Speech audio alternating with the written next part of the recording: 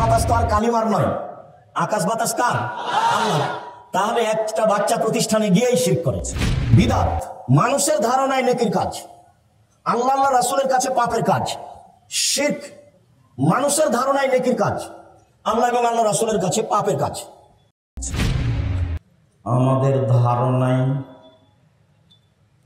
প্রায় মানুষই সঠিক আকীদার মানুষ, প্রায় মানুষই সালাত আদায় করে, সিয়াম পালন করে।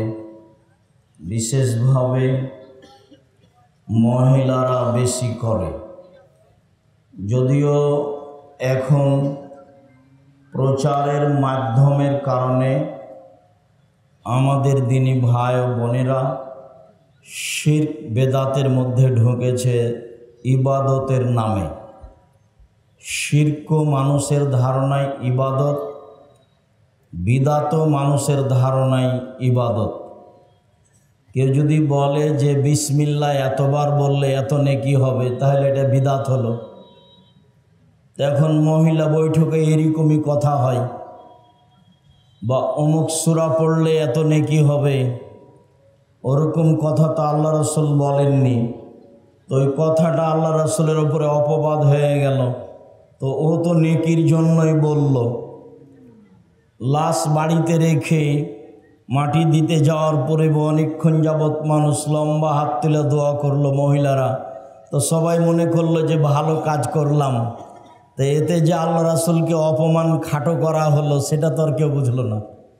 তো মানুষের ধারণায় যেটা নেকির কাজ, রাসূলকে অপমান করা হয়, তার নাম বিদআত। আর মানুষের ধারণায় যেটা নেকির কাজ, আল্লাহকে খাটো করা হয়, তার নাম শিরক। দুনিয়াতে দুইটা পাপ আছে যাতে দুইজনের মান সম্মানের হানি হয়।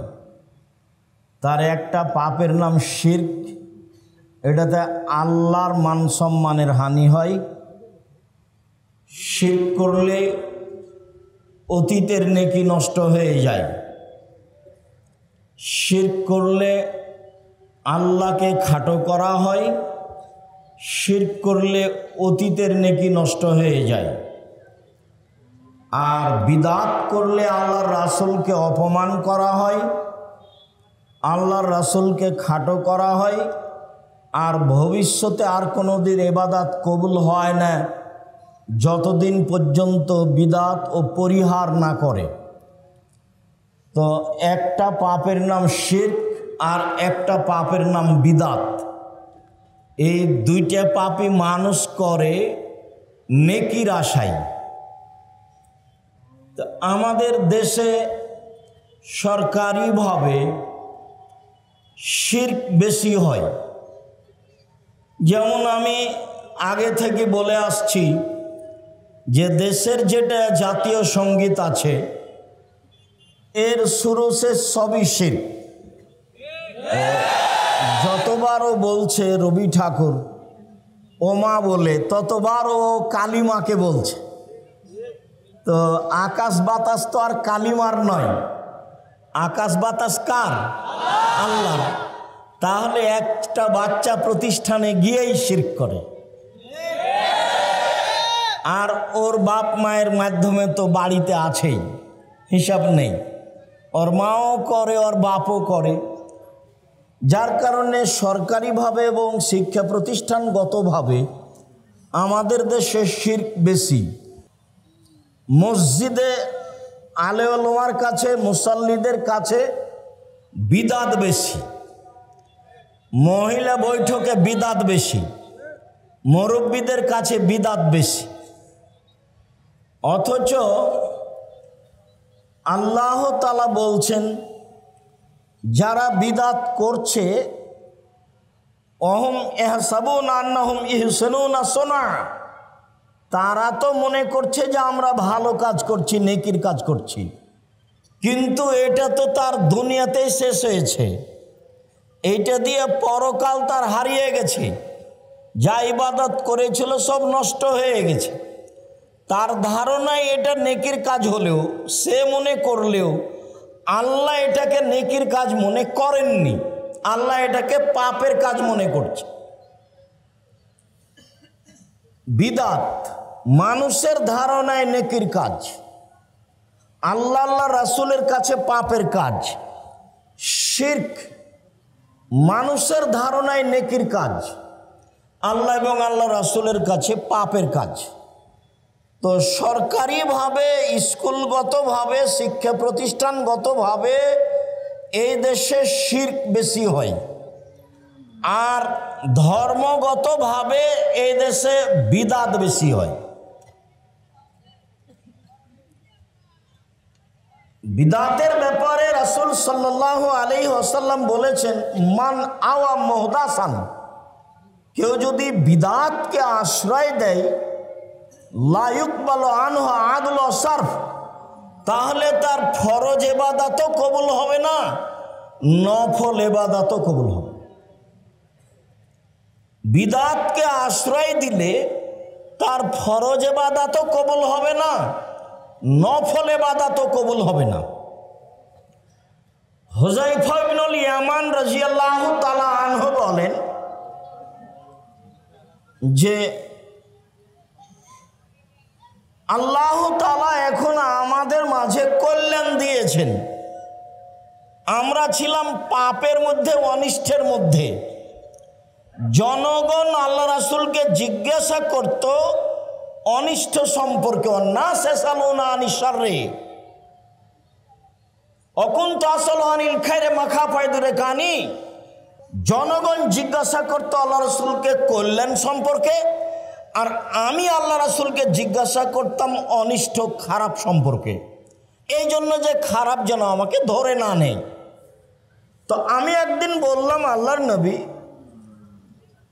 হাল যা বাদাল খায়রে মিন শাররিন, এখন যে আল্লাহ কল্যাণ দিয়েছেন, এই কল্যাণের পরে কি কোনো খারাপ আসবে? তাহলে নাম। আল্লাহ রাসূল বললেন, হ্যাঁ, এই কল্যাণের পরে খারাপ আসবে। তখন আমি আবার বললাম, আল্লাহর নবী, হাল বাদা যালিকা শাররি মিন খায়রিন, তো ওই অকল্যাণের পরে, ওই খারাপের পরে কি কোনো ভালো আসবে?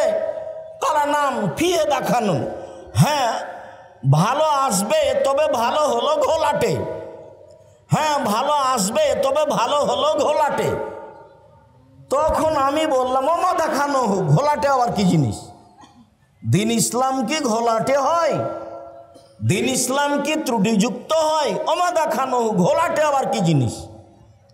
তখন আল্লাহ রাসূল বললেন, শোনো, কওমুন ইয়াস্তান্নুনা বিগাইরি সুন্নতি ওয়া ইয়াহদুনা বিগাইরি হাদিয়াতি, জনগণ আমার সুন্নাত ছেড়ে দিয়ে অন্য সুন্নাত ধরে নিয়ে বলবে এটাই রাসূলের সুন্নাত। জনগণ আমার আদর্শ ছেড়ে দিয়ে অন্য আদর্শ ধরে নিয়ে বলবে এটাই রাসূলের আদর্শ। জনগণ আমার সুন্নাত ছেড়ে দিয়ে অন্য সুন্নাত ধরে নিয়ে বলবে এটাই রাসূলের আদর্শ।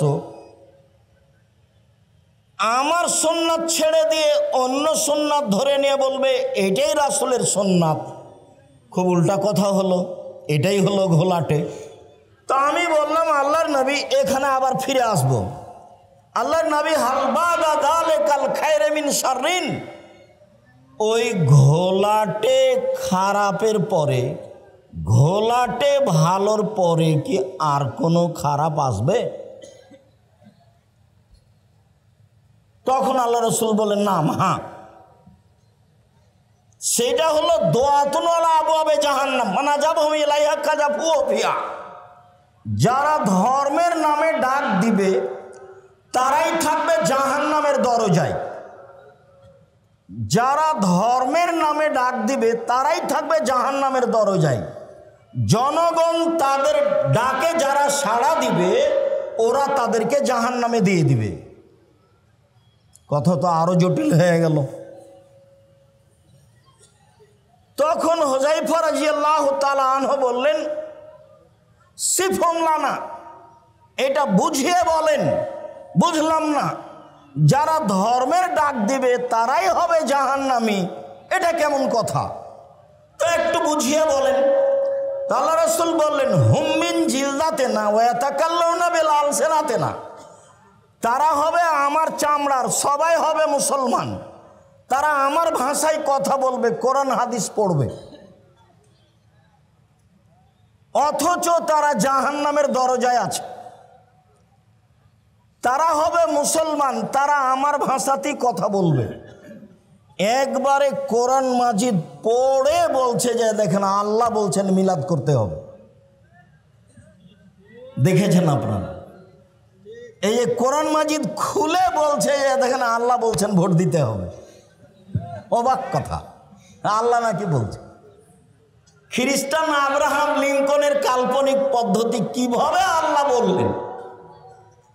উমার যখন মরেন দুনিয়া থেকে বিদায় নেবেন, এরকম পর্যায়ে 6 জনকে ডেকে বললেন তোমরা পরামর্শ করে খলিফা নির্বাচন করো।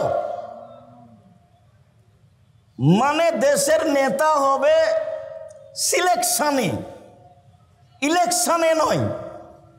উমর রাদিয়াল্লাহু তাআলা সেই কালে বলেছেন কোরআন মাজিদে, আজকে কোরআন মাজিদে এই কথা কিভাবে হতে পারে? কিভাবে মাওলানা সাহেব বলতে পারেন যে আল্লাহ বলেছেন মিলাদ করতে হবে? অবাক কথা।